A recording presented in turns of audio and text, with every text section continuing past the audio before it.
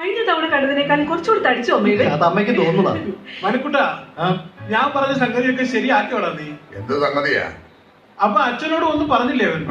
ഇവനെ കൊണ്ടുപോകാനാണ് ഞങ്ങളുടെ ഈ വരവ് തന്നെ. കുറച്ച് കാര്യങ്ങളൊക്കെ ഞാൻ ഇവനെ ഏൽപ്പിച്ചിരുന്നു.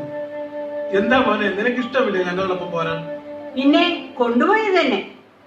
ഇത്രയും കാലം ഞങ്ങളോടൊപ്പം കഴിഞ്ഞിട്ട് പെട്ടെന്ന് ഇവനെ കൊണ്ടുപോകാന്ന് പറഞ്ഞാല് പിന്നെ ഞങ്ങൾക്കാരാ ഒരു കൂട്ട്. അമ്മേ, ഏറ്റവും മികച്ച കമ്പനിയിൽ ഏറ്റവും നല്ല ജോലിയെ കിട്ടിയിരിക്കുന്നത്.